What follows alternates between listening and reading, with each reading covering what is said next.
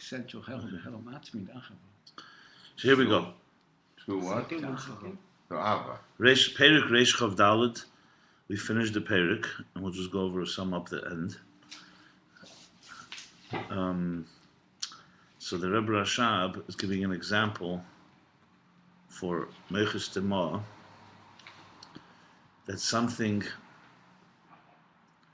conceals completely another level, but it's not a lavush. Page Tav Chav Daled.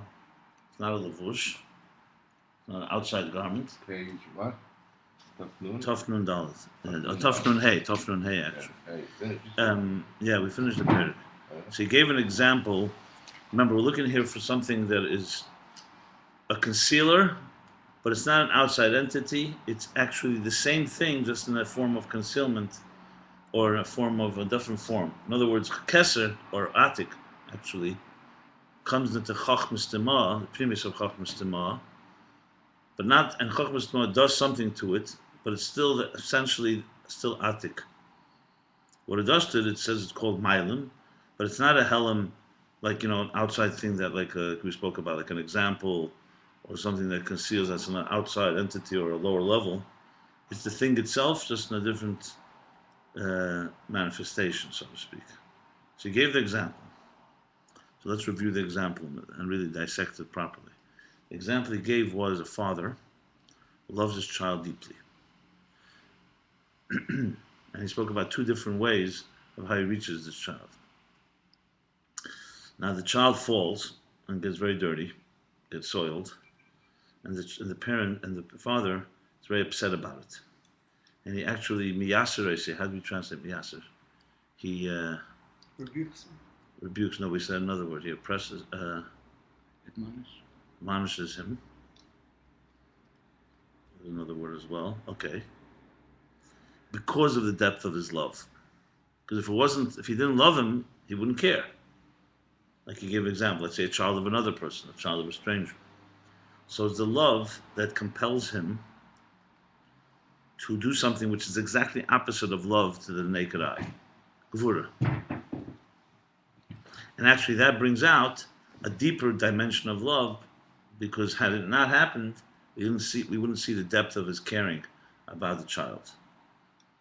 So he says the following, that this is not like when the father wants to transmit an idea and he needs to spoon feed it and therefore conceal what he's transmitting because the child cannot receive it.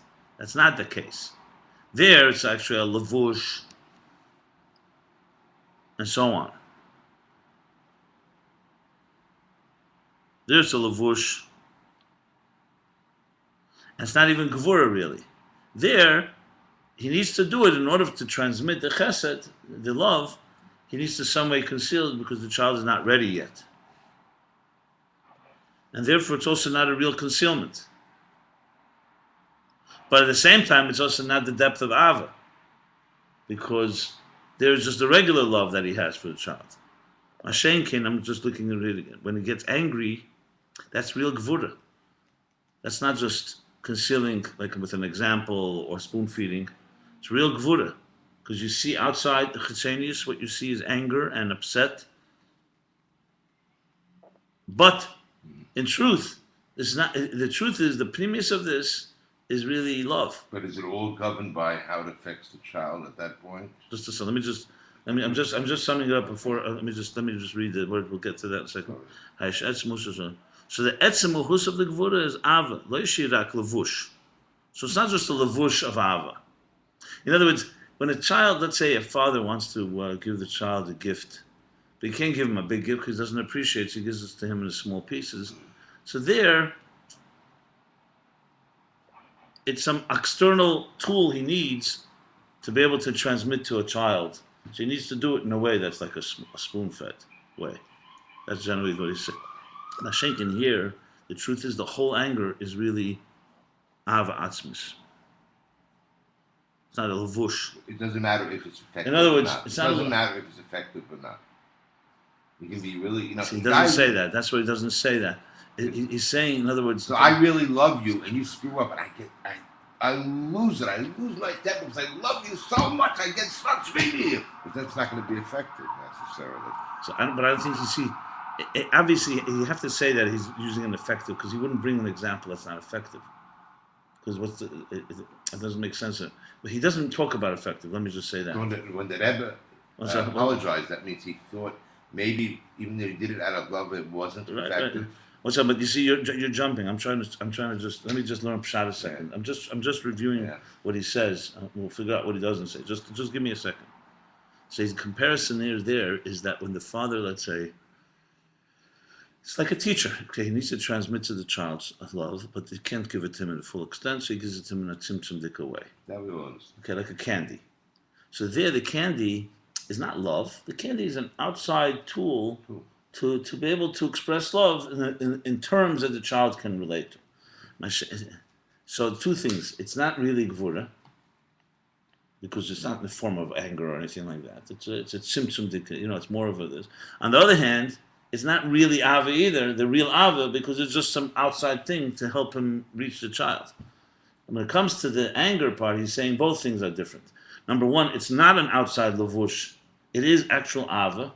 On the other hand, it's actual gvura in the shape of real opposite. The real opposite looks like mamish the opposite. That's what he's saying. One second. The candy, the etzem mahus of candy is not love. The candy is, I'm just using the candy example. That's not love. It's a way for a great father to reach a small child. Like he bends down to him. Now, why is that not really love? Because it's some type of external thing. Okay, we're here. It's love, but it comes exact opposite shape. In other words, it's both extremes. The anger is deeper love, but at the same time, it comes in a shape that's the exact opposite of love. And when you remove the chitzenius, you have left over the love. And it's actually, this brings a deeper love than anything else that would have been revealed had he not had this anger. And then it must be effective. And then what he has to say, because he says at the end, and when the child receives it, ba'ava, and he repairs his ways. Remember before it was about repairing. Right. The love is coming to repair. It's not an outburst of anger. That's why it's an anger that comes because I love you so much that I cannot stand that you should not be perfect, basically, or something like that, or that you should be soiled. And I know that this will affect you positively. Yeah. It's definitely not uncontrollable anger. He's not talking about uncontrollable anger. I used the example with the Rebbe just as an example. Even there, the Rebbe is a Rebbe. I would say Lefi Yerech, by the Rebbe's level, he didn't want to do it that way. On Derech HaTev, you could say it just was an outburst. But here for sure, because he says Mistaken Ayadezeh, and when the child repairs and becomes better, then the chitzenius of the anger goes away, and Adrabi, you only see what's left. Only after he gets better, but B'shas Ma'aseh, right? That helps him get better. What if he got better? Look, I think we'll understand it better in the next chapter because he's going to bring it in Golus. He's going to speak about Golus. It comes down to this. Let's think about this. Let's go to the end story. End story is the child picks himself up, cleans himself, and it never happens again, because he learned that lesson. That if you ask me, what this is reminiscent of. It's completely. That's why I was saying yesterday. It's completely not what we relate to as anger with our children. It's completely not. I'll tell you why. This reminds me so much of that story with the Rebbe Rashab and Friedrich Rebbe, and they were talking, and the Friedrich Rebbe says to Rebbe Rashab, there was some type of idiot around, a fool, shaita. So the Rebbe Rashab was kind to him, like compassionate. So Friedrich Rebbe said, but it says that also l'racham on a shaita. You're not allowed to have rachmanis on a shaita, right? You're not allowed to suffer a fool. The Rebbe Rashab's answer is unbelievable. He says to him, look, Yeshvitzchak, he told this with his son, the rachmanis you have to have on somebody, well, even the Torah says you're not allowed to have rachmanis on him. Understand? So it reminds me more. I'll tell you what I'm leading to. I remember once in the Fabrengen, the Rebbe said, Mamish, it was very blatant. He said, so you meet somebody, and he didn't say Mitzrayim, but you meet someone, street. There's a Jew that has wandered away, doesn't know better. Or Tinik Shenishba, I don't remember exactly the expression. But someone who does not Shem Torah mitzvahs in a revealed way. The Rebbe never ever said that a Jew is not. He would always say, not yet, not revealed, that type of thing. the Rebbe did not like kiruv rechoikim. Right. He hated that expression. I remember once the Rebbe saying, kiruv rechoikim, who's close, who's distant, who knows? And then who's doing the kiruv? God does, it's like as if you're the big mekarev and that guy, like you're it's condescending. Anyway, so the Rebbe said the following. So there's two ways to speak to this person. You could tell him, listen, if you don't keep Shabbos and you don't do kosher, you're going to burn. The Rebbe said burn. You're going to be punished. This and that. And the Rebbe went through a few of the so-called punishments. Or you tell him, look, you have such a beautiful neshama, such a tragedy that this neshama is trapped in this world. And how beautiful it would be if your neshama came out. And you showed that you cared when you said it. And it bothered you till it brought you to tears. You're really bothered by the person's neshama. Which one, the Rebbe says, then tell me, the Rebbe said, which one will have a better impact? So even if you said the truth, the first might be true, you're not going to reach the person. So even though this is anger and there it's crying, but the same idea, I understand is that this is the father is so disturbed. And obviously he's not talking about falling, what we said yesterday, he fell by accident, that father starts getting angry because the child fell. Doesn't mean in a petty way. Here he's talking about obviously something that the love is so deep when he sees his child compromised in any way.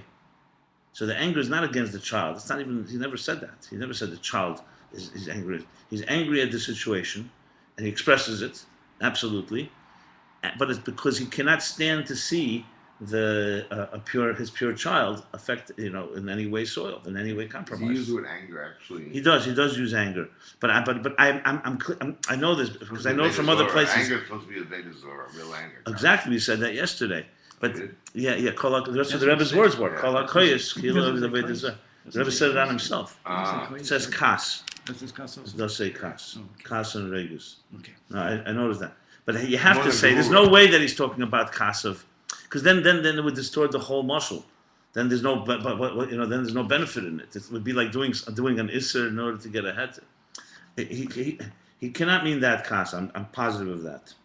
I mean, it just not consistent. Because he says, So what does it mean then? Just acting with gevura? When the Rebbe came out screaming at the Bachman Vida Natzach, what would you call that? that would be this category. That would be this category. Or even what you said about the chitas then. I have no problem that you saw Chetsenius, anger, in a sense, what we would call anger. The problem's like this. Let's just say. Yeah, we were the kids. But let's say, listen, I can't compare the Rebbe yelling at a bocha taking this with anger than a father, like one of us, yelling anger. Just because it looks like the same type of anger, I'm sure it's not coming when from... we just put a child, we're supposed to pretend to be angry, obviously. Yeah, I don't think the Rebbe pretended. But that's dishonest, though. No, he didn't pretend. I think look. There's two things. The anger is not directed on the person; it's directed on what he's doing. That's one thing. There's no question about that. Yeah. Because it's not the Rebbe stop loving that person for a moment. Absolutely not. Right. But it's like saying, it doesn't pass that you're behaving this way. Right. So I'm going to allow this anger to come like up. Even in Tanya, when he speaks in Perek Lev about love and the hate of Rashayim, it's very clear the hate is never to the Rasha per se; it's to the evil of the Rasha. Like you say, erase the sins, but not the sinner.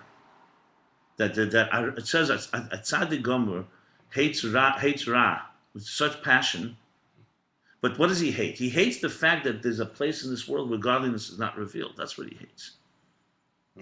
That's what I'm trying to distinguish. I'm sure that's what he means here. There's no way he's talking on our level of anger. For sure not. In other words, to use this and go ahead and say, that's why I got angry at my child because I really, it's the primis of I think when we get angry, most of us, it doesn't always have, it's not always coming from, it's sometimes our own tool, so to speak, our own way of. The best proof is, let's say it's another situation, not your child.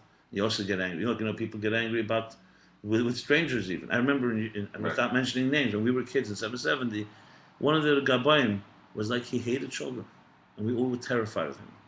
Because he would he didn't just, when we'd grab candies like by the chas and this, he would kick us and throw us off the bin with such hatred. It was that was not Ava. The guy's an angry man. I'm saying, you know what I'm saying? And I remember years later, one of the kids was older, and this guy was yelling at kids. He went over and gave him a slap across the face, like getting even for all of us when we were kids against this monster. He was an angry guy, and had angry tools, and there was no, and you saw it because it was consistently. In other words, I would think if you, since it would be very isolated to a particular situation with your child, etc., etc. The Rebbe, there were times the Rebbe would yell in his room at secretaries about certain situations. Zalman Garari was one of those that was that thick skin that the Rebbe would yell at. But he never, not to him, he would yell at situations. Now, generally the Rebbe spoke, Zalman Garari was a secretary? Not a secretary, but he was one of the people the Rebbe would call in when he had a lot of something to express. He would let him have it. But he had a hearing aid, so that's too crazy. No, the Rebbe, his hearing aid didn't. Turned it off. No, trust me, when he needed to hear, he heard things. The hearing aid was when you asked him for money. Like if you said to Rab Zalman, I need a loan. Rab Zalman, I have some money for you. He says, give me. I'm sure if they ever asked him, it was just boom. No, he was no.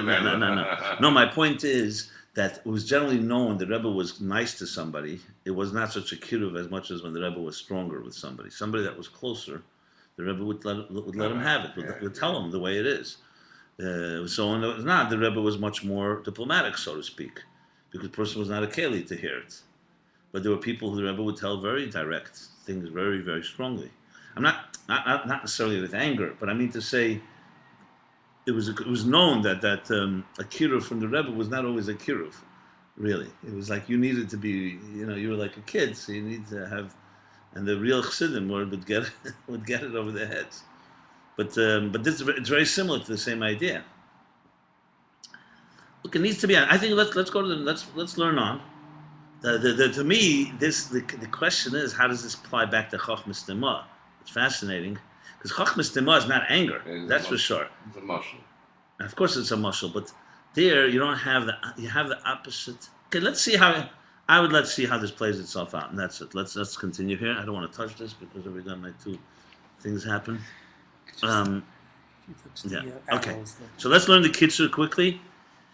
So then we'll continue on. Doctor, I'm just getting out of your trance. No.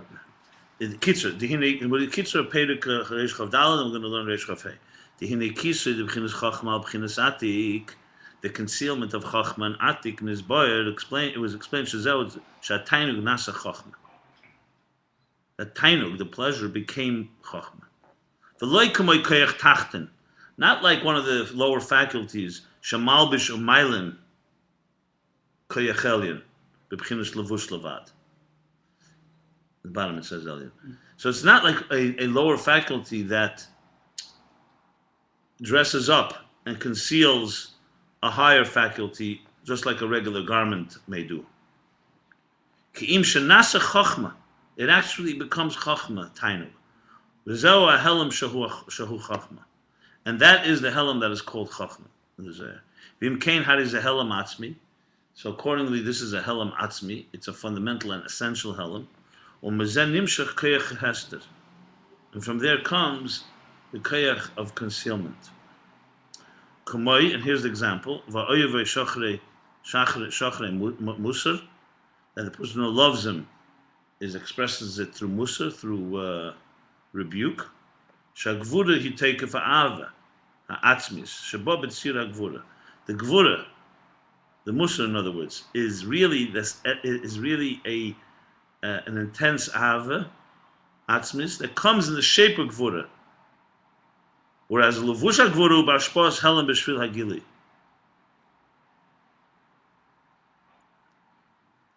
Whereas the levush of gvura is something that's actually like a garment of gvura. There, the ashpah, the transmission, is a helam, is a concealment in order to reveal. That's a really different expression. Okay. By the way, and therefore, when the child receives the musar, the rebuke, the admonishment, and repairs his ways, mizgala ha'ava atzmis, that reveals the essential ava. But okay, so that's going to be going down. That's going down to the. It's really going to. It would seem it goes through Chitzonius of Chokmah Tzumah because that's the down part of the cycle that reaches the child, that reaches the person. You're talking about in the Gvura when he gets angry. So that's why the muscle's no good. So that's why the muscle's no good. So this is part of the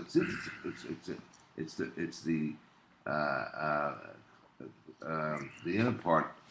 What is I can't do it. Tony's and Panemius. Panemius. Since it's the Panemius part, it's something that if it gives you the ability through Chachmat Tzemar to have pleasure. It's really a transmission.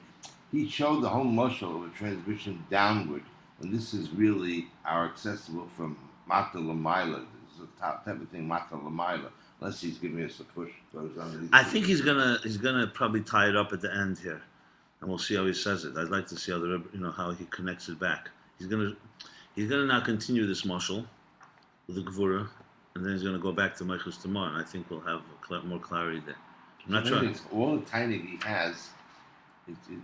There's really no difference between that and the stuff at that point. Inside, it's completely it's essential inside, optic wise, tiny and absolutely it's the same thing. But it's in right now and externally, the Chachma is like. So instead of we were always learning that. We were always learning that if you get Chachma, we learn Chachma. We have a level of Chachma. So give us tiny. But here, it's the opposite process. Exactly correct. Tainug into right. Tainug has yes. It's like it's a type of. The word is metamorphosis, not metamorphosis. Yeah. It's a type of Tainug has morphed into Chachma, like in the example of the binyan. But it still keeps its quality of Tainug at the same time. But the Pnimius, yeah, but not Bechitzenius. I'm saying I'm telling you, he's going to get back to it. There's no question. We'll because he's continuing. I mean, there's going to be a flaw. I'm not sure exactly how he can explain it. I mean, the bottom line is that there's two things. See, remember, this is all an explanation in the Zohar that calls Chachma a kisui levush, but at the same time, it is Tainug, but it's also levush, also a concealment of Tainug. See, he needs here to reconcile two things here. That Chachma is Tainug, as you just said, but it also conceals Tainug, but not conceals like an outside levush. It conceals it like the anger and the gvura of the father to the child. So let's continue. Perek Reish Chof Hey, okay? Professor, can we continue? But at some point the world understands that the Chachma. Absolutely, that's why here, there's going to be an end process when it's revealed, when it's revealed again. Maybe that's our avodah. But remember, in the interface, this is critical because he's basically, we were talking constantly where the two meet, the infinite and the finite. Here it looks like that this Chochma, Stima, the Pnimius, is a place which meets Tainug because it is Tainug, but it takes on another shape. So something's happening right here that allows the Meitzel to become a net. So you're saying the Chachma Stima, even when it merges with the infinite, is a finite thing that emerges with the infinite? Or it would seem that they were both. Well, there's all the levels here. Remember, this is not Chachma Gluya. At some point, they were both infinite. And because it's Chachma, it's able to slip down. But basically, God created an entity where some type of finite Chachma, just the beginnings are finite. Remember, because it's Pnimius Chachma Stima, is the Pnimius of the unconscious. We're not even talking about the revealed Chachma, conscious Chachma. Right. We're not even revealing the external unconscious. Yeah. We're talking somewhere in the internal unconscious is a manifestation, as you just put it, from Tainug. So Atik, which represents the Tachtoinu Shebamaitzel, let's put it this way, the end or the low process, the end process of the source, God, source. When you touch anything infinite, you get the whole thing. That's what he said. Yeah. Also here he says it. He says it here a few times. Okay. Yeah. We said it here. When we learned it. It's hard to say lower at that point. The lower, they explain lower. They just mean in our language. It's like just trying to say. It's like when you say Malchus of Ein Sof. And it has a gilui though. That's manifestation. It's actually a gilui. Let's put it this way: it's a definition as opposed to atzmus, where you can't even talk like that. Right. Atzmus doesn't have any shape and form, and doesn't have lower and higher, and just it's not Helen, not gilui. It's just. But atzmus, we have no relation. One of these days, we're going to learn the interface between in the levels of. I told you, godliness to any to that manifestation. Look in the interfaces. If you want to speak about it, there's always interfaces. If you want to go, if you look in the chapter on unity, toward a meaningful life, I spelled out all the interfaces in simple English without these angles. Look, the first interface is between Metzias built to Metzias Nimtza and Metzias Nimtza. That's the first. A God that is completely undefined. Right. And that's Ur. That's Ur, is that interface. That's like between Atzmos and Atzmos Mamish, Atzmos as in Atzmos undefined to Atik. I wouldn't say Atik yet, even actually. I would just say even before Atik. Right, yeah, just to the concept of something that exists. Not basically, it's called. You know the expression "Metzias built to Metzias Nimtza." He exists in a non-existential type of existence. It's an expression of Chassidus. When you talk about the etzem itself, that God, you can't say God exists, but you can't say He doesn't exist. So you say He exists in a non-existential way. He exists not like we exist. Is that before the level of the Shomas Yisrael? That before everything. That's the highest possible level. Okay. That's the highest possible level. It's basically through process of elimination. We know that He exists, but He can't exist like we exist. That goes into Mechuyev HaMetzias, that He must exist, that He's in existence. Metzias Matzmusei, existence comes from within Himself. These are all expressions when you talk about the essence itself. And even that, we're still speaking about it. So it's not, But so the question is how that moves into what we call existence. Defined. We're not even talking about what levels. So that is usually the interface there. Not usually is interface. Then there's the question is how does an that is so reflective of that atzmus move to the next level? So, I'm just saying there's other interfaces, but right now he's focusing actually on, here the interface that he's discussing is Keser, is the one from Atik into Atzilus, into Chachma basically. We spoke about Ak, we spoke about many interfaces here. Atik, right? Like what I'm writing now. I'm talking Atik, not well, Atik is Primus Keser. So. Right, he's talking Atik though. Yeah. He's not talking Arik at all at this point. No, well, Atik and Arach are critical here because that's what it says in Zohar, in Eitz Chaim. But remember, Moiches Tima is the Moichen of Arich. Checheni's Moiches Tima is Arich. Primi's Moiches Tima is Atik. So we're talking Atik and Arach at the end of the day, yeah. But right now we're talking about now Primis Chachmas Tima is right now where he's at. We're talking now how Primis Chachmas Tima connects with Atik itself. That's essentially what he's talking about here. My point is that one of the things I'm writing actually is all these interfaces, how to spell them out, summing it up. But we're learning it. That's what we're trying to figure it out. But there's a lot of interfaces going on here. But this is the one we're just addressing now. Let's okay. Thank you. Reish Chav Hei. But remember, it's all covered. So don't if this is one piece of the puzzle. I don't know. So, believe me, something could have been covered. I wouldn't know it hasn't been covered. That's why it's a question. Right. Okay. As far as I know, I don't know if it's been covered. Okay. So we're going to be covered. So if it's been covered, I'm out of luck. Let's say it's a question. No. You don't mean to say it's somewhere where you could always go. We can always go back to it. I can't. That's why I'm asking you a question. I can't go this. Okay. If I was able to do it, I couldn't go back. But obviously. No, but we will address it all. Let's put it this way, one way or another. Reish Chav Hei, v'adugma mizeh, the example of this, Yuvan be'inyan hagolus. An example for this will be understood with the inyan of golus. The ribay halomas v'esteirim b'yeser. Golus with a many multitude of concealments and cover-ups. Hel v'hester b'yeser. So, a multitude of many concealments, many concealments. Zeo Mishum, what's the purpose of Golus? The purpose of Golus is the Haben Yakir Li'Ephraim. Remember, he used that verse before. Because Haben Yakir Li'Ephraim, Ephraim is my precious child. This child of mine is precious to me. Ba'ava G'dei Levatzuma. God is saying that the child, meaning the Eden, Jews, is with a very intense and great love.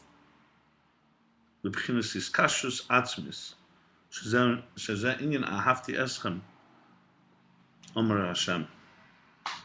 this love of Hashem, of God to the Jewish people, is a very profound, intense, intimate, atzmisdika love. Yaakov. And also says, Yaakov, and he loves Yaakov, which is again the Neshamas. The second half of that verse is V'seina es Esav, and he hates Esav. He doesn't bring that second half. V'yadua, Shezeh b'chinas atzmus ein sof, shelamayim b'chinas toyev v'tikun. And it's known that this love is coming from atzmus ein sof. It's higher than the levels of toyev and tikun. In the parentheses he adds, shehein sham b'chinas achim. In toyev and tikun, Esav and Yaakov and Esav are like brothers. Like it says in the beginning of the pasuk, haloi ach Esav Yaakov. Isn't then Esav a brother to Yaakov? Which is true, they're brothers. He's an older brother up there. Right. And so in Toyu and Tikkun, they're brothers. His galus had a Toyu and Tikkun muvdalim zemazeh. On a revealed level, Toyu and Tikkun, Toyu is Esav, Tikkun is Yaakov, are two separate levels. Achim. So to say that they're brothers and they're equal, that has to be ba'atzmus ein sof. Let me just clarify this.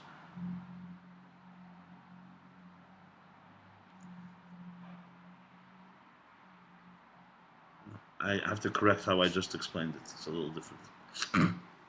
Pasuk says like this: Haloi ach Esav Yaakov.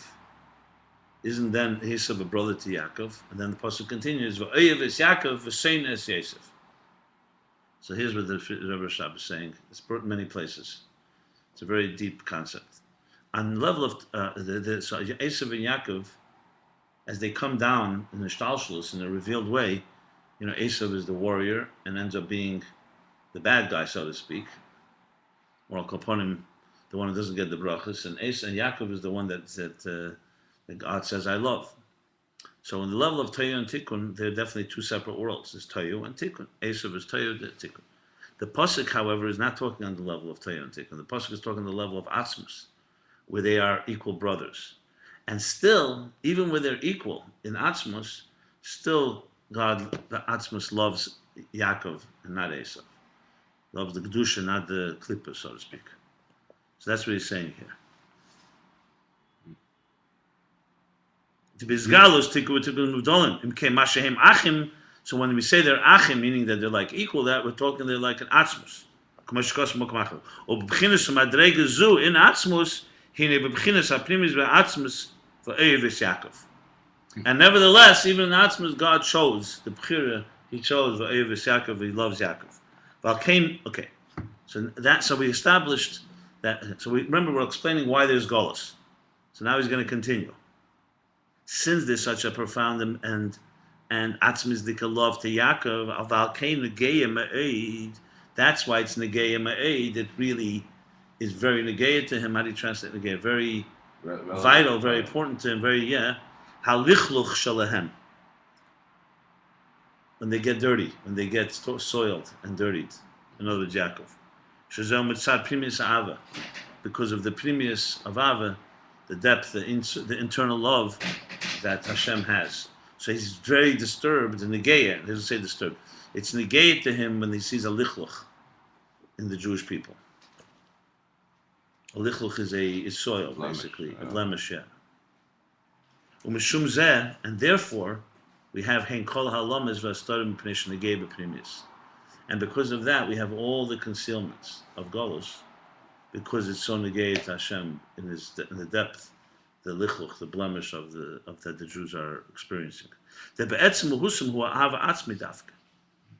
these halamas v'astadim, all these concealments, the etzem muhus, they're really essential love, dafka. Let's continue reading, and then we'll go for any explanation. Like the Pardes, which is the Ramak, says in Shar Hey Peri Gimel, B'Shem HaBoyer, the name of the Sefer HaBoyer, Hamayim Horu V'Yoldu Afela Meira. Why here? Bahir, yeah. That was the first to see it. Hamayim or Hamayim Horu V'Yoldu Afela Meira? Ki Ilus V'Sibis HaGoy She'Afela Hi Chesed Shein Hamayim. Pregnant? Haru V'Yoldu. No, I know that. 1 second. Hamayim Horu V'Yoldu Afela. The waters impregnated and gave birth to a awesome afela, to awesome darkness, to awesome cloud, awesome afela is what? an awesome fog or darkness. They say fog in Hebrew. Okay, the same as the darkness here. So what does that mean? What does this mean that the Mayim gave birth and impregnated, became pregnant and gave birth to a horrible or terrible darkness? Ki'ilas v'sibas hagvura shehi afela, because the cause and the root of gvura shehi afela, which is the darkness, shehi achesed shehin hamayim. Not like nefela, like a fool. No, not nefela. Afela here is darkness. Why? Because the sibba, the root and cause of gvura, the darkness, is chesed, which is mayim. So basically, love gives birth to gvura. That's what it says in Pardes. V'hainu the sibba sagvura shu ha'hester hagadol hu ha'ava atzmis. This means that the cause of the gvura, which is such a profound profound concealment, is really ava atzmis, is an essential love. V'hakeich ha'helam hazeh shoshe mechachmis dimah. And the keach, the power and of this concealment, is rooted in chachmas dimah. Okay, here we go. That's connecting the dots here. Like the Ramah says in the beginning of Pasha Pinchas. Ramaz is a Moshe Zakuta, who is a very, very important commentator on Zohar and Kabbalah and so on. No. V'yesh lemer, now he's the Rebbe Rashab is explaining V'yesh lemer, and we can say the level of primis chachmis demo zeh b'chinas kishemen hatoiv. Remember we spoke about the good oil. Second, primis chachmis demo, that's the level of kishemen hatoiv shu b'chinas hateva atzmi shalamayla bein arech mechala giluyim. It's the good oil. Right. That's the tev atzmi, essential good. That's higher bein arech, infinitely higher from all giluyim, from all revelations. It's the same level of Jacobson in Yom Kippur, though, isn't it? Yeah. V'hu b'chinas stimus be'etzem. This is the level of stimus be'etzem that's fundamentally concealed, not just relatively concealed, but fundamentally concealed. She'ena gama b'chinas makar l'giluyim. You can't even call it a source of giluyim. V'alkein b'shamhu dafke. Ke'echehelam shu tev be'etzem u'bizgalas u'b'chinas hester l'gamri. And that's why from primis chachmas tema is the power of this essential concealment, which is really essential good, though in a revealed way it comes across as complete concealment. But the purpose and primius and the internal force of it, the inner dimension of it, in other words, its essential nature, its essential personality, who etzem atev, is actually essentially good, this concealment. That's what he said, that's the beginning. Look at the first line of the page. Yeah. So what do we have? So here's what he established. That the hell and the hester comes from chachmas timah. Yesh leimer primis chachmas timah, which is higher than all giluyim because it's helama atzmi. So on the outside level, externally, it looks completely hell and the hester, it's complete concealment, golos. And all. But the primis, it's really primis ava atzmis of the Hashem to the Eden. Because he cannot tolerate, and it affects him so deeply when there's a lichluch, so he conceals. And now he's going to talk how you reveal it. And through work, through our Veda, in this darkness, in this concealment. Which means that even though, with all these multitude of concealments and cover-ups, you will be strong in your kiyum of Torah mitzvahs and fulfilling Torah mitzvahs. V'lamed neged kol mineya, and to stand up and resist and basically stand strong against every impediment. Sheshum dover, that nothing. Ma'aribi meniz v'ikuvim. There's managolos. That nothing from the many multitudes of impediments and ikuvim and blocks or resistance. This is from Golus. Lo yimna esei, will not stop him, will not prevent him. Me'esei kater v'kim ha-mitzvahs. So that's the Aveda. The Aveda is to not allow the darkness to get to us, not allow the concealments to get to us, to stand strong against every impediment and everything that resists. from being Asik and Kayim Teda Mitzvahs. Next page, Tov Nun Vav. Ubefrat, and specifically, or particularly, the Aveda Ba'alomas Atzma Sheyishapchu L'Tev. She's adding not just the Aveda of resisting all these impediments and not being affected by them, but on the contrary, the Aveda to transform these actual concealments. V'hainu, what does that mean? Sha'adam, how do you transform, not just resist? Sha'adam mamtik ha'gvuras shaloi. He sweetens the gvuras, his gvuras, shuha yetzahara, the yetzahara is the gvuras, she'isapach l'lakus. He sweetens the gvuras and transforms the yetzahara to transform telakus. What does that mean? V'husha tekeva is the nefesh habamis, that the intensity, oh, this is beautiful, the intensity and the power of the nefesh habamis, which has a lot of power, mishapach l'kedusha, should be transformed to kedusha, heim b'tshuva b'cheli yesher, which is through tshuva that comes with more intensity. You know, the person who does tshuva does it with more intensity, as you said, than with the tzaddik. Shetzarloi b'nefesh hativa shalei. Why is that? Because he's coming from a place of meitzer, of a tzarlei. It's bothering him. It's a tzad here is not tzad as in pain, tzad as in the narrowness. Because the constraints of that place. So therefore, like, for example, here's the example that I usually given for this: that when water is running regular, it's running, but then if it comes into a very narrow place, suddenly it gets much more intense because the narrowness is limiting its flow. So in response, the flow becomes much stronger. In other words, the resistance. The idea of the dam. Yeah, like the dam. But here he's saying tzara. So essentially, the person who's how do you mahapach in other words the Yetzer Hara? I think it's a dam. It's like the blood supply too. Oh, so how do you transform the Yetzer Hara's intensity by recognizing and saying the limits that it puts on you causes a much deeper passion to kedusha, and that's the intensity of tshuva. V'ubal yedei tshuva. He feels limited and constrained by his nefesh hativis. He's interesting. He says Yetzer Hara, then he says nefesh hativis. Nefesh hativis is the natural nefesh. Usually nefesh habamis is lower level than nefesh hativis. But it's the same idea. So what does that mean that it's nefesh hativis? In other words, it doesn't find enough power in nefesh hativis to return the Kosh Baruch Hu. No. That bothers him. His inferior state, that he's like a behemoth. Is that nefesh hasichlis? No. It usually goes nefesh habamis, nefesh halikis. But nefesh habamis sometimes is used nefesh hativis, then there's nefesh hasichlis is in between. Nefesh hasichlis is not. Nefesh hativis is essentially like it's the animal soul, the natural spirit within us. That's what it literally means. But for all practical purposes, like the nefesh habamis. Just sadly, no. He's like when you're eating and sleeping and just involved in material things. At some point, you get like it's not enough, and it starts bothering you. So you break out, and that's what he means. The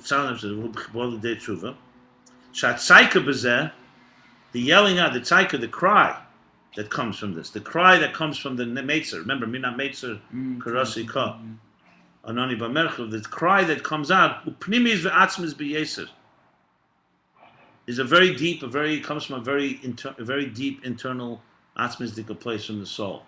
When a person cries out from the narrowness of their so-called material life. I am Ashi's Barleel. Look what we learned earlier. He refers to actually. Which nefesh is crying out? Nefesh habamis, nefesh hativis. And nefesh habamis gets affected? Absolutely. The nefesh, yeah. That must be the nefesh hasichlis part of the nefesh habamis. So be it. Fine. I mean, I would think so. Okay. Maybe that's why he's using nefesh hativis, because the line before he says hatekeva is the nefesh habamis. That the intensity of the animal soul becomes the sapach l'kedusha. Hein b'tshuva. No. 2 ways it becomes mesapach. I'm sorry.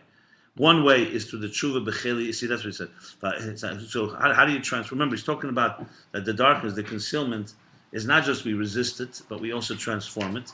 And you do it 2 ways. Hein b'tshuva b'cheli yesha shetzar le b'nefesh hativa shalei. That he feels tzar limited by the nefesh hatimis. And Mubali de Tshuva, Shatzaka B'Zeh Primis V'Atzmis B'Yeser, that's one. V'Hein B'Bechinas Tekev Ha'ava, not just that he feels trapped but because of the intensity of the ava, havarotzi v'teikav ataynigal alakus. And also the intensity of the love and the yearning, pining, and the intensity of the pleasure to alakus. So what? This is not the. So there's two things. One is like running away from the fire, and the other is running toward the light. That's like the two things here, two intensities. Seems like the first one is the it hapcha, no? The first avodah is hapcha. It's not it kapya really, but the second one is. Which is the more first? The than first one on the page before. No, here, the beginning at the top of the page. No, because Hapcha read the and- last line of the last page. The last one was iskafia, more. Not miskafia, more he says that not to be affected by all the manias v'ikuvim, at the bottom of page Tofnun Hey. Yeah, that's it. That's the first step. And that's basically, you should not be affected Yeah. by all the by all the ikuvim, by all the impediments. And here he's talking. He says is the first line. He says sheishabchu l'teiv. That's just hapcha. Yeah. And So then, and two things in the yisabcha. One is that the darkness, so to speak, the narrowness causes you to break out in a cheli, much more intensity, crying out. That's one thing. And the second thing, it actually brings a deeper love, intensity of love to lakus. In other words, it's like first you cry out very deeply, and then you have a deeper passion to lakus. These are the two things here. Okay.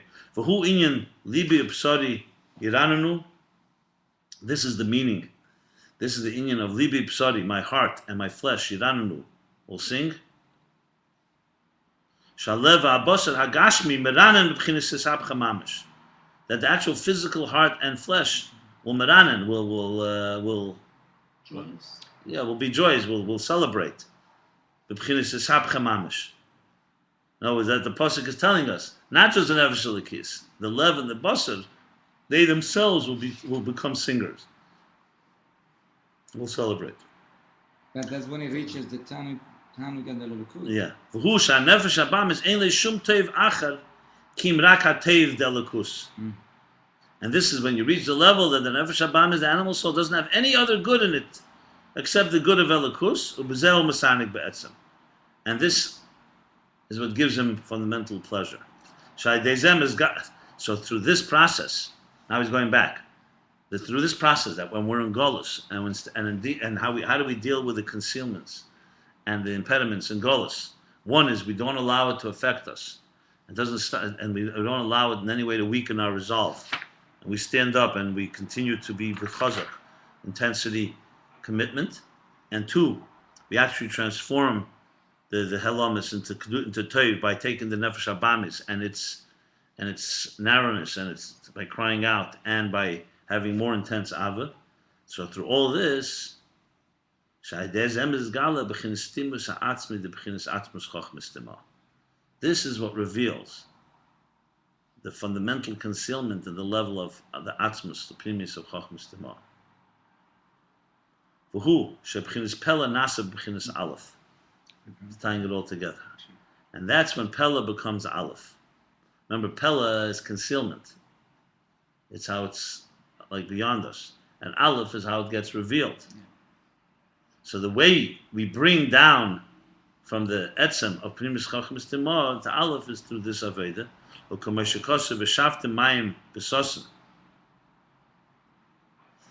Like it says in the pasuk, and you shall draw water with joy. The Targum Yenison, or Targum Yerushalmi, probably Targum Yenison. The Tekablun Ulfen Chadas. So the word Ulfen is used there. It's used the word Aleph. That you shall, Reshafta with Tekablun means you shall draw Ulfen Chadas. You shall draw, he's used, Mayim, he uses the word Ulfen. Chadas is like Sosen, like Chedvasa. Vayin Shebchins Pella. The Chachmas Tema, Alfen, in other words, the Mayim. Remember we said before that the Mayim gives birth to the Gvura, right?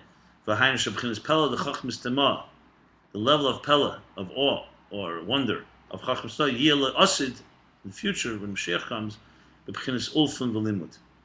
It itself will become the teacher, the educator, and a form of limud. It will become Shazel limud chadash lagamri. A completely new type of limud, a completely new type of study. Today, in our time, all learning is only in the level of the Eir, the Angili, and the revealed. We can't learn and understand the etzem, the essence. This is interesting. I'm sorry? Yeah. Yeah, not just with the Amunah, let's say, or Kabbalah Sel. So learning it. Well, the Asid, Ba'ashenkin L'Asid, in the future, Yi Atzmus Chachmas Torah B'chinas Limud. Pella will become Aleph in a revealed way. V'zeu dafka idea hester the Gola Shashash B'chinas Chachmas Torah. And this was made possible only through the concealment of Golas, which is rooted in Chachmas Torah. The Hester Hazeh ain't rak kamoi Hagbolas B'Seder Shtalshlus. Because the concealment of Golas is not just like the limitations of Seder Shtalshlus, the regular Kedushatika limits. B'Seder Hamshachas Ha'er Shenismayit Medregel Madrega.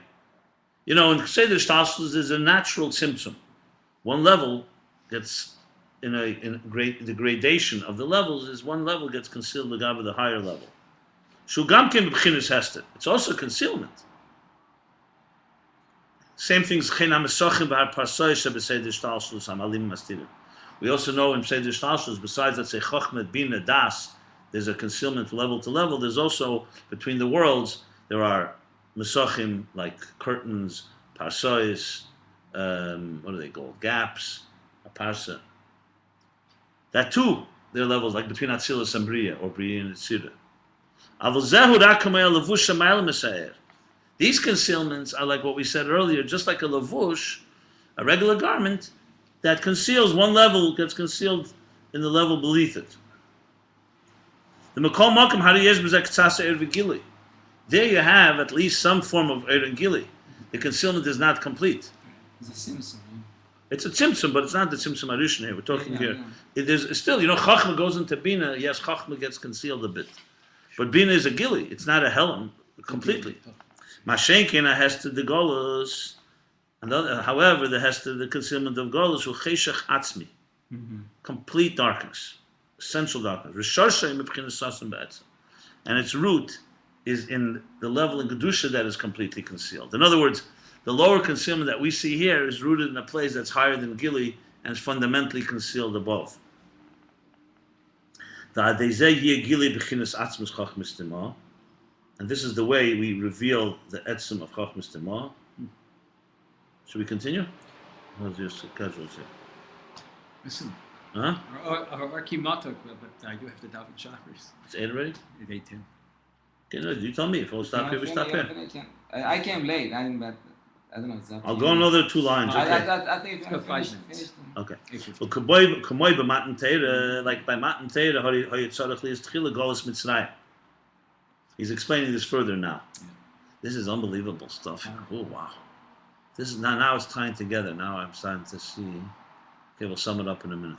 Like by matan teira, we see before matan teira had to be preceded by golas mitzrayim. See again the same thing, golas. It's explained in Teireh. The Alter Rebbe explains in the Maimer in Ve'era the reason for why Matan Teireh had to be preceded by Golos Mitzrayim because the Hamshach of Eir, light, the way light is transmitted to B'chinas Moti v'Loi Moti.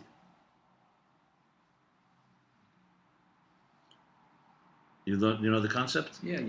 Huh? Mati is when it's been, so to speak, Ratzuk inside the Atzmus, and Rog Mati is when it's shoot inside Atzmus, Right. So Mati v'lei Mati, Mati means like, the word Mati means like willing and not willing. On the Shayrish. It's really the root of Ratzei and Shuv, but in Atzmus level. And some of what we explained. But basically, that every air requires like a dual property, like a pump, back and forth. So first it begins with, in other words, to transmit something, you need to have like the heart contracts and it expands, or the breath. It's also in the Shadish, it's like that. But Moti Le Moti is a much more subtle level. How did you translate Moti when you learned? I think it's like that. So basically the root, the flow goes like this. First it withdraws, and then it expands. So he's going to say, first is B'chinas Leimati, v'achar B'chinas Mati. The B'chinas Leimati hu inyan tzimtzum arishin. Leimati in this situation is the tzimtzum arishin, Shu b'chinas silika er v'hedre. Tzimtzum Arishan is completely silika air. The light was completely removed and is not there in a revealed way. Like he explains in the Maimon Pasach Eliyahu and also Tereh. That's why it's called Malkin Pani, an empty space. After the Tzimtzum Arishan, the space completely feels like there's no light at all there. You feel it not b'kayach, not even in potential. You don't see anything basically. This is that the dominance and the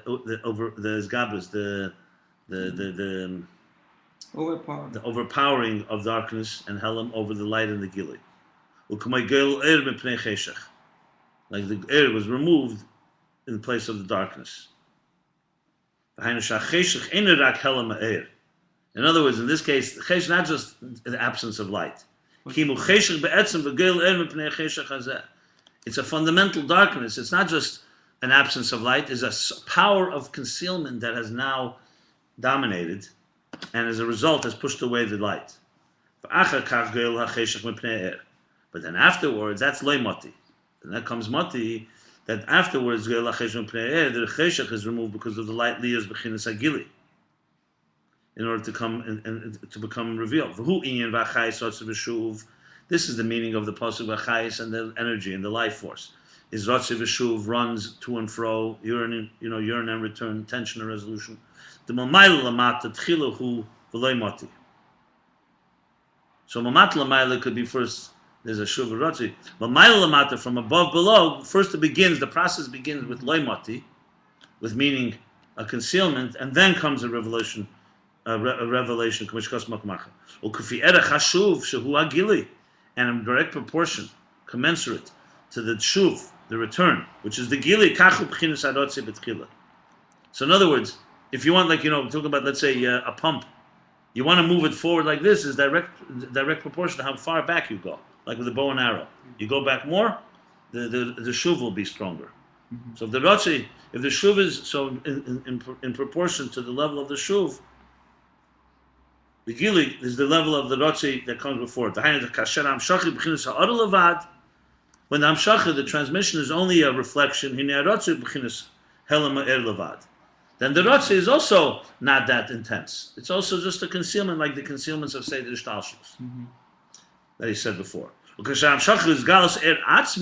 when you want to transmit an er atzmi,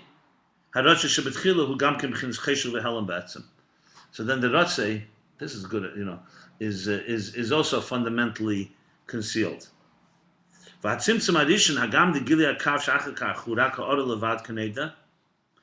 about the tzimtzum addition? You could say the gili hakav l'chayre is only a ha'ara. It's not a er atzmi. So why do you need a tzimtzum addition, which is a choshech atzmi? You should just have a limited tzimtzum. Yesh lemer mipnei shayitchilas hagili be'elam kedem. So the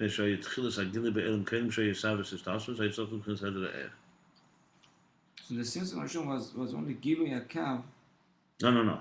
The Tzimtzum Rishon is before Gilui Hakav. Yeah. He's asking a question, basically. Since he just said that the darkness is lefi of this, and the Kav is only a ha'ara, yes. So why do you need a Tzimtzum Arish? Which is much more than is an intense darkness, complete concealment.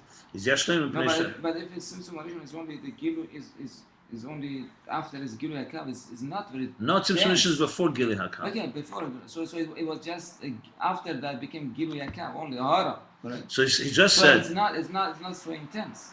So that's why he's asking. Yeah, so what do you need a Tzimtzum Addition for? What do you need such an intense darkness if the Gilui afterwards is not so intense? Oh, sorry. Okay. So Yeshleim Pnei Shayitchilas Hagili Be'elam Kedem Sheyisav V'Seishtasus. So that because that was just the beginning. Yeah, because it's not just about the Kav; it's about in general creating a whole universe. Beginning of the universe. So Hayitzarech B'chinas Heder Eir. So before that, you need to have Heder Eir. Or Yesh Lemer Shuzah B'Shvil Hamshachas B'chinas Pnimis Hakav. Or you could say in order for the Pnimis Hakav, which is Dimi Yeshem Hashem is Galab B'chinas Ha'ad Levad, even though what it reveals is only a reflection. So the tzimtzum is in order not just to have the reflection of the kav, but the previous hakav. Like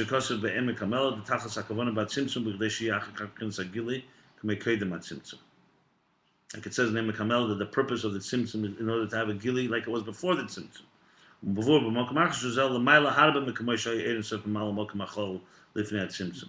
That's in Samach Vav in the beginning. Like it says in another place, it's not just the gili as it was before the tzimtzum. It's much more than that. This is the taiva Hashem has to have a dira b'tachtenim. Shul gili b'chinas atzmus ein seif mamre b'chinas primis hakav. V'hu al yedei avedu b'chinas helam k'mei be'esik ateidah b'kabol sel machal shemayim k'mei shekosem ezeh be'erech b'drush yom tov shel Rosh Hashanah t'afrei samach v'ov. So this is through the Aveda and the helam, the African, the darkness, through learning Teira b'kabol sel machal shemayim. So Nitava, it's the Taiva is that what Asmu, Gilu Asmu and so, Bebchat Pinimi Dakam. Yeah. So the first answer he gives is Mipnei Sheitchilas, Mipnei Shehayitchilas Agili Be'elam Kvedim Sheisam Sheishtashus.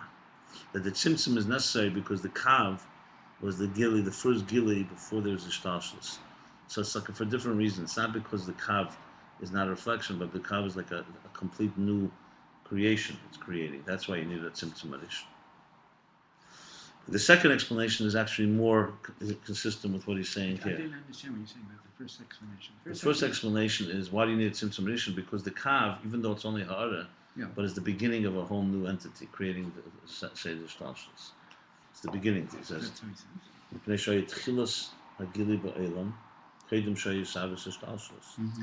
That the kav was the beginning of the gili world before Shtashus. So in a sense, before that type of thing, you needed to have a complete concealment. Okay.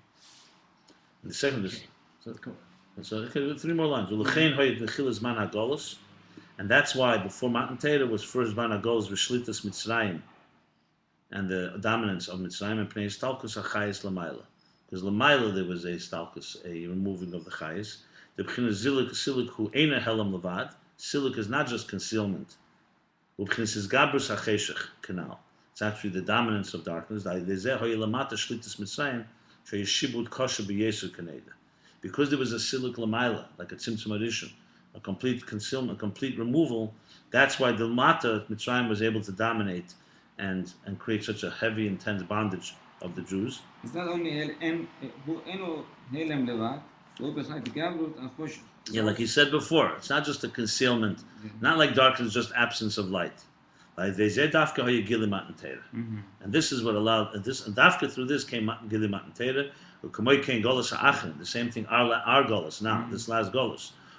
Hester is concealment of Gili Mashiach. In order for there to be the Gili of Mashiach, Shazel, she is Gala Bechinas Eden Ilos Tima. Mashiach is the revelation of the higher level of Eden. This is Tainig, Atik, Stima, the concealed Bechinas Meichida Atika Mamish. So B'chinas Atzmis Chachmis Tema. Mamish the Mechin of Atik, and that is the Atzmis of Chachmis Tema. So it's very appropriate to these days before Tisha B'Av, I see. Yes. Okay, so this is very Nice. Huh? You see, what I was confused was this one thing was, to me it was all about the process of how the unconscious and the conscious work. But he's bringing it into also the Golus and the Helam instead. That's like two dual discussions here. That the premise of Chachmas Tema is not just. See, I was looking at the interface. How does Atik get into Tatzilus? So the interface is Chachmas Tema, premise Chachmas Tema, Chetzein is Chachmas Tema, Chachma Gluya. And he said earlier, how do you get the premise Chachmas Tema? If you remember Kabbalah Sale, if it's not flowing. But he connects it much deeper. He's making it turning it into the whole issues of Golus and Helam Behester. It's not just a regular flow here. In other words, I'm thinking if you don't have Golus and you don't have Helam Behester, you really don't have the interface working properly, because you can't get into the Etzem without these darkness, without these concealments. That's the interesting thing here. You see what I'm saying? It's not just about how the. Let's say there was no Veda. Let's say Adam Chava didn't eat from the Eitz Hadas, so we would never have access to Chachmas Tema. In other words, there'd never be a connection between Atzmus and us. So, and before in the Gan Eden was only what Gilu was Gilu Yakav. Gilei Akav, exactly. You didn't have this Golus. You had the Helam maybe, but not Helam Atzmi. Yeah. So in other words, what I'm trying to say is that, see, for me, the interface, I was just thinking, how does the Eibishter create the world? But clearly, this is a critical dimension, this overcoming concealment.